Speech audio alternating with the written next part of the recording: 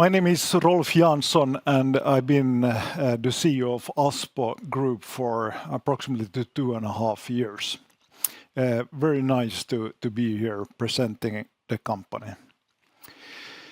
Short about Aspo, we have more than 90 years of history.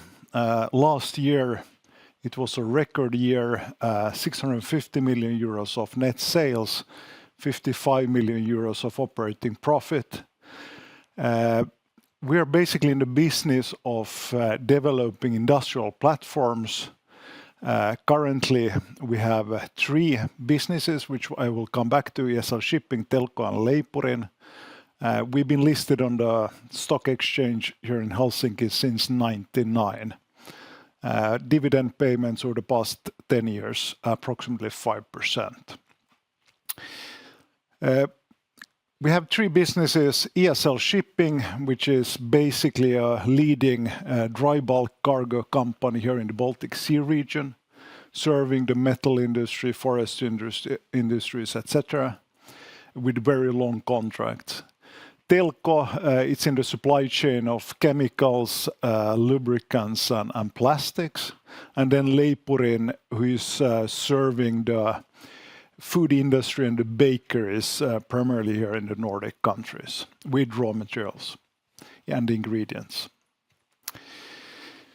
A lot has happened over the past a bit more than 2 years of time. So basically, we sold 3 businesses they were too small to be interesting for Aspo. At the same time, we exited the Russian market, which had approximately 100 million euros of net sales in Aspo prior to that. We made 4 acquisitions over the past 2 years, 3 in Telko and 1 in Leipurin. We invested in 12 electric hybrid coaster vessels, and then we also done things with the balance sheet, a hybrid loan, a pooling financing structure, etc. So a lot has happened over the past 2.5 years. Our targets are the following. We have an operating profit target of 8%, more than 5% of growth each year, a return on equity of about 20%. And how do we then deliver this? It's basically maximizing the value of the existing businesses. It's securing that we allocate resources in the businesses that give the best return. And then we need to make sure that our balance sheet supports the strategies of our businesses. Sustainability is a very integrated part of what Aspo does, and the ambition is to be a forerunner in sustainability in all of our businesses. Maybe the best example is ESL Shipping, where we really try to be in the forefront of investing into new technology. When it comes to Telko and Leipurin, on the environmental side, it's more about making an energy efficient supply chain. On the social side, it's very much about safety, and then about supplier, customer, and personnel satisfaction. All of these measures, I think, we're really strong here at Aspo. And governance, I would compromise that into continuous improvement, risk management, sustainability, etc. A brief look at our financials. Q3, 7.4 million euros of operating profit, more than doubled compared to Q2 2023. And the good news is that all businesses delivered a lot better results than in the previous quarter. ESL Shipping, typically the volumes are a bit slower during summer, and now we start then during Q3 and Q4 see the volumes picking up, more energy, more grain, etc., which is good news for us. Telko tripled their profit in Q3 compared to Q2. Basically, we saw stabilized prices in market prices in plastics and chemicals, and then also the full impact for all the cost efficiency actions and acquisitions that we've done in Q3, or the impact we saw stabilizing in Q3. Leipurin best quarter ever, Q3 2023. I mentioned that we were quite strong in Russia still prior to the war in Ukraine. And on the right-hand side here, you can see the kind of historical profit of Aspo without the business of Russia. So basically, in average, we made some 14 million euros of operating profit.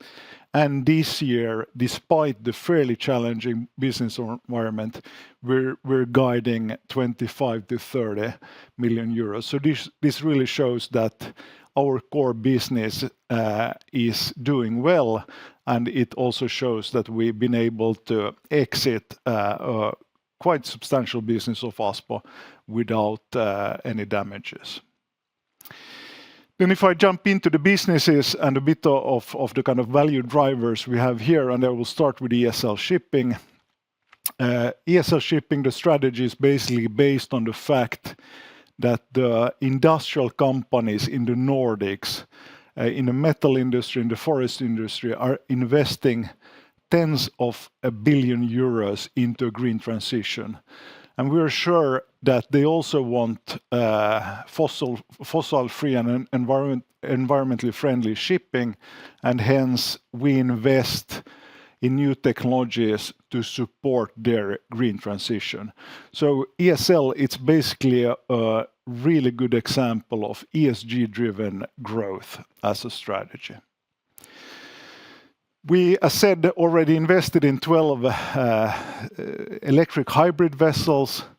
The first one will actually come to Finland in beginning of next year. And we used a pooling structure when investing in these 12 hybrid vessels. Basically, half of the vessels were financed by external investors via a pool structure, then outside our balance sheet. We communicated in spring this year that to facilitate this tremendous growth opportunity that we have in ESL, we will look for additional pooling structures. We will also look into the opportunity for example, infra fund to take a minority share in ESL Shipping. And then we have two larger vessels, Supramax vessels, which are more in the spot market, which is not really core of ESL. We're more into the long-term partnerships with our customers. And just a couple of weeks ago, we then came out with the news that Finnish infra fund, OP Finland Infrastructure, will take approximately 15% share in ESL Shipping, and this was derived via valuation of 300 million euros enterprise value. So basically, they will inject 30 million euros into ESL to finance this growth. This is a very major step in ESL's history and also in Aspo's development path. Then if I continue with Telko, a distributor of chemicals, plastics, and lubricants, we see this as a very interesting opportunity here in Europe. It's a very fragmented market still, and we envision that Telko will develop over the next couple of years a total net sales of more than 500 million euros. And that goes both via organic growth, basically focusing on the specialty products where there's a strong trend of outsourcing distribution and also healthy underlying demand. And in addition, we will compound this growth, so continue to make acquisitions. And Telko is really a core business of Aspo, very light balance sheet, strong opportunity to grow both organically and non-organically, and very good return considering the EBIT level. We've done 3 acquisitions over the past 2 years in the Baltics. Mentum, it was approximately 10 million euros. of revenue, and that was lubricants. Then Johan Stengs in Norway, distributor of plastics, 5 million euros, and then approximately 10 million euros in Poland of net sales. Eltrex, which is a distributor of specialty chemicals. And we will continue to do this, both kind of new growth platforms, bigger acquisitions, as well as smaller add-on acquisitions, which then will give us good synergies. Then last but not least, Leipurin, and Leipurin did a major acquisition in Sweden a bit more than a year ago, basically acquiring more than 50 million euros of revenue. So very kind of good strategic move, exiting Russia, which had 25 million euros of revenue, into Sweden, doubled the size of this business compared to what we lost in Russia. Extremely good synergies between the Swedish and the Finnish and the Baltic businesses. For example, we serve suppliers on a more wider geographical area. We sell Swedish products here in Finland and vice versa. There's also a lot of opportunities when it comes to developing commercial, what we sell, at what price, making the supply chain more efficient, looking for pockets in the market where we can grow, for example, ready products, frozen products, etc. So a lot of opportunities still to improve the profitability of Leipurin. One major step for Leipurin has also been, behind the success, has been to focus down the business. And we got some real estate when we acquired the business in Sweden. We sold these and leased them back and released capital for investing in our core business. We also sold let's say equipment trading business, freezers, ovens, etc. We don't feel that this is the core of Leipurin. Leipurin is more focused on food ingredients to the bakery and food industry. So this was also a successful move from a strategic perspective. Then to summarize it, Aspo is in good shape. Looking at the Q3 numbers, double the profitability, strong cash flow of all the three businesses, and good profitability development. And that also goes for the kind of future guidance of the remaining of this year. We see ESL Shipping benefiting from the growth in volumes of its customers. We see Telko benefiting from the more stabilized pricing, and we see Leipurin getting more impact from all the performance improvement measures that are being done. And finally, I think very clear strategies of each business. So ESL Shipping, very much into ESG-driven growth, investing in the electric hybrid vessels, in the future in totally fossil-free vessels, e-methanol, etc. Telko, the more typical compounding strategy, very growth-focused to get good returns. And then Leipurin, very much focused on improving profitability. This was a brief capture of Aspo. Thanks. Thank you, Rolf, for presentation. Thank you. Thank you very much. I have tons of questions. Luckily, we have some time. The first one, you're investing heavily on shipping. Why do you believe that is the best use of shareholder money, as the industry is very competitive and it's very hard to differentiate in that industry? I think this is a very good question, and I actually come back to what I just said. So based on our analysis, there's a tremendous market growth in the addressable market of ESL Shipping, because the companies are investing basically billions of euros in new energy production and then in this more kind of sustainable production.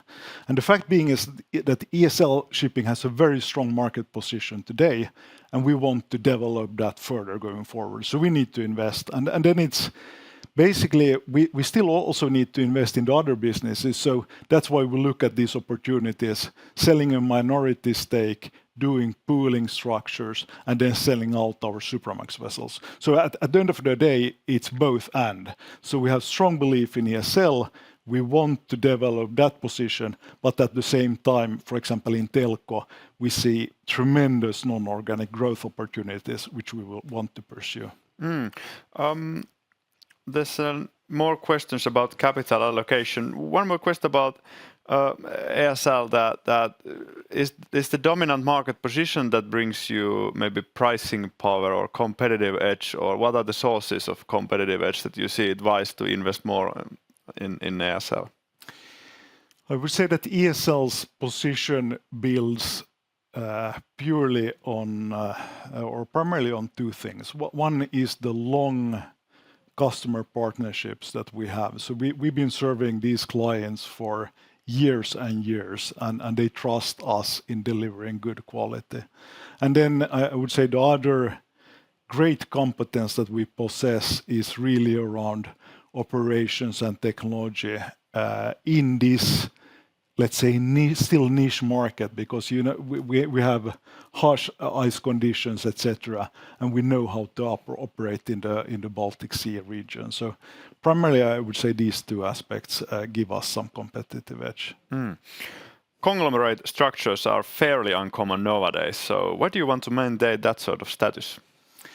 I would actually disargue that it's not a typical conglomerate structure. So it's more about active ownership in having these industrial platforms, developing them long term. And then naturally, if there's some business who does not fit into our ownership, then we need to kind of reassess and see who's the best owner for that business. But I would more say that this is a kind of a compounder structure which aims to get a kind of resilient cash flow and profit out of the business. Exactly. Of course, you now have three main businesses and you're investing all those different segments. So how do you avoid misallocation of capital if you have so many places to invest?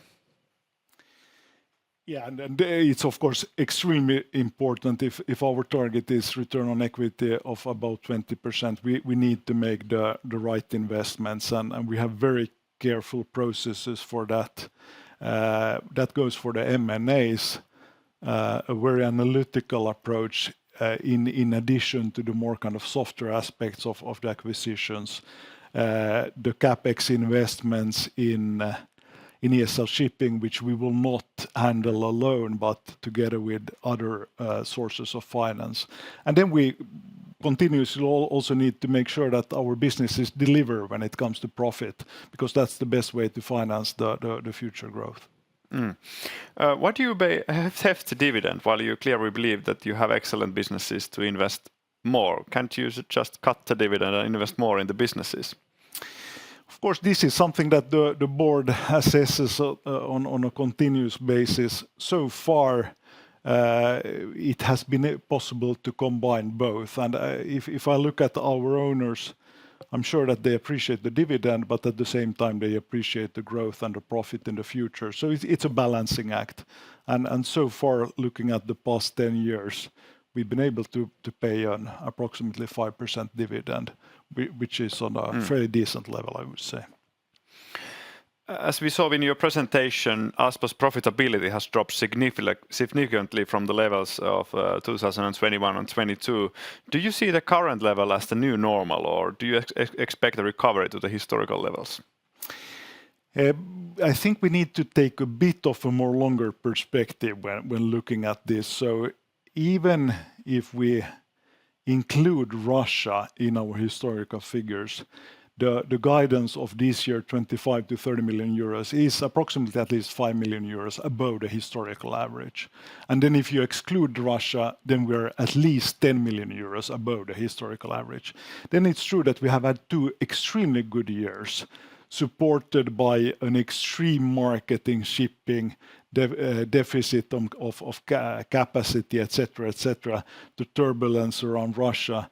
So I don't think these 2 years are the right kind of comparison. So I think the business is doing really good. And then going forward, we have an 8% EBIT target. Our current performance is not at that level. If you look at the Q1 to Q3 performance, we have a growth target of about 5% per year. So there's only one way to go, and that's up. Thanks, Rolf, for interesting answers and for interesting presentation as well. I'd like to invite next presentation, F-Secure, on stage.